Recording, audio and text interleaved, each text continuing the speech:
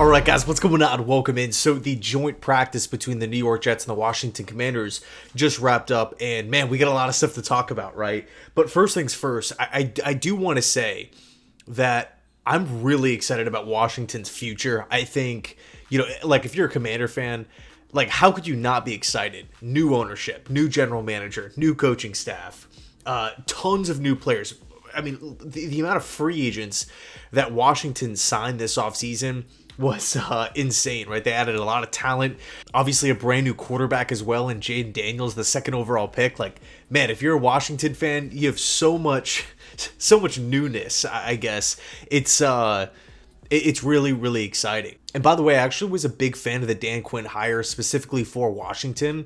With the team, with new ownership and all these new things happening, Dan Quinn to me was a safe bet, a safe hire, right? Somebody who had head coaching experience before, somebody who had a lot of success before, somebody who you would expect, given what he did in Dallas, to really help boost the Washington defense. Now, from a personnel standpoint, again, big fan of of a lot of acquisitions that the Commanders made, whether it was like drafting Newton in the second round, Frankie Louvu at linebacker, former Jet, obviously Jonathan Allen, Daron Payne, man in the inside. Maybe they could use a little bit more help at edge and corner, but and I expect Washington to address those positions probably this upcoming offseason. So not a quick fix. I'm not expecting Washington to go win 14, 15 games this season or anything like that. But what I will say, I think they hit the ground running. I think they got the right people in place to lead the organization. And from afar, Washington is my favorite team inside the NFC East. So yeah, I'm gonna be pulling for him this season. But let's dive into the practice here. So first things first, no Hassan Reddick and no Aaron Rodgers. According to Robert Saleh, it was his decision to pull Rodgers because it was raining, right? Supposedly there was a ton of rain there, and it was just a precautionary measure. It's not like Rodgers was hurt coming into the practice. This was just, I guess an executive decision made by Saleh here.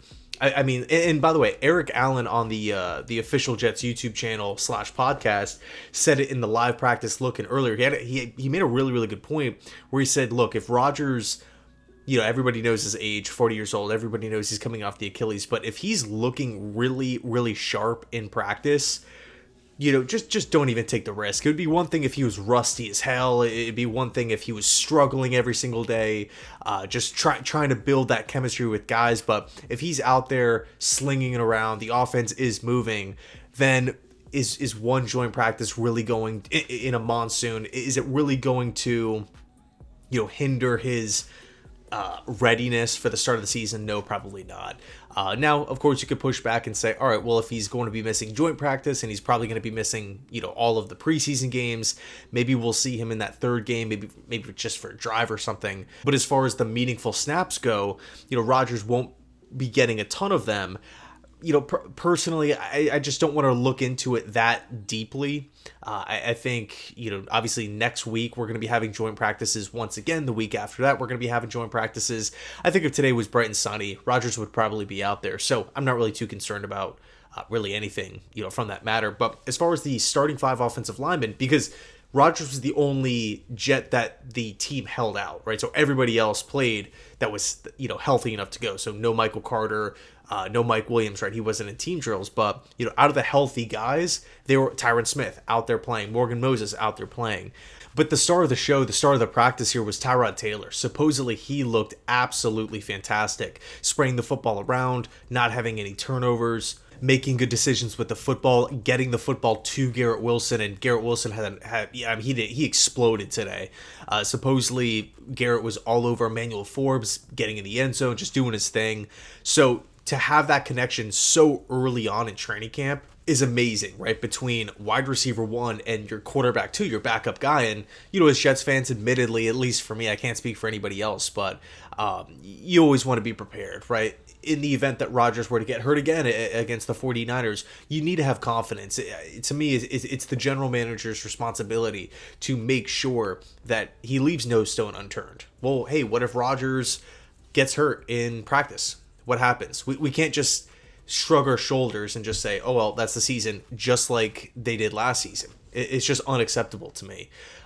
So to have a guy like this, Tyrod Taylor, who in my opinion is a top 3 backup QB in football, coming into training camp, to hear all of the positive stuff surrounding him as a player, what he's done to the organization in such a short time, whether it be on the field in practice, whether it be off the field, whether it be as a leader, as a teammate, as a coach on the field, as a mentor to Jordan Travis. There's so many different attributes that Tyrod Taylor brings, along, of course, with mobility and experience and all these different things, arm strength, all these different things, to see, or I guess hear, that Tyrod really did a good job today against another football team, and it wasn't just the Jets defense, and he was getting playmakers the football. That is such a positive sign. And also, too, keep in mind, it was downpouring.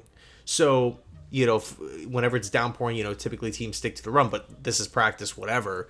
We could have easily gotten a bunch of updates, bunch of reports. Tyrod Taylor threw 3 picks. Jaden Daniels threw 4 picks. Just monsoon, the ball slipping off the quarterback's hands. Football bounces off the pass catcher's hands into the arms of a defender. Things like that. Guys slipping on routes, easy interceptions. But no, both quarterbacks kept it clean today. Now, flipping over to Washington's quarterback, Jaden Daniels, there was some mixed reviews. Some people said that there were some impressive moments. Some people were saying, on the day, just looked a little clunky, a little out of sync. But I guess maybe my pushback would be, what are we expecting here? Jaden Daniels to go 20 of 20 on the day? Like, I think all things considered, Daniels did a pretty good job. He was able to complete passes. Again, we have to be objective here. We have to factor everything in. We have to factor in the weather. We have to factor in that this is Jaden Daniels' first time playing against a new NFL team. I know this is joint practice, but these things get heated. These things at times, get a little bit more, I guess maybe amped up than the actual preseason game itself when we're talking about the starters.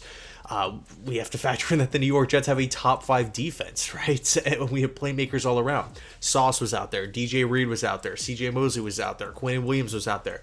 The Jets, the only player that missed snaps for the Jets defense was Michael Carter, and of course Hassan Reddick. But again, looking at all those factors, rain, great defense, first new team, brand new facility too, right? It's not like Washington is at home having these joint practices. They travel to Florham Park, New Jersey.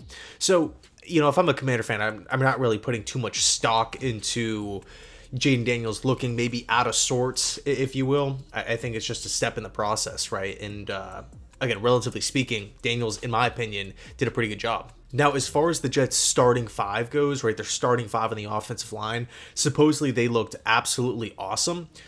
Early on, I guess in camp, the O-line was dominating, specifically in pass protection. I know you can look at Washington's depth chart at the edge position and say, all right, well, who's really, like do they have a top 15 edge rusher in football? Probably not, unfortunately. Now, interior-wise, they have some studs with Daron Payne and Jonathan Allen.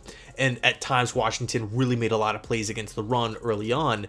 But it seemed as though once Tyron Smith and Morgan Moses got pulled out and put in their replacements, Washington's defense started coming alive a little bit.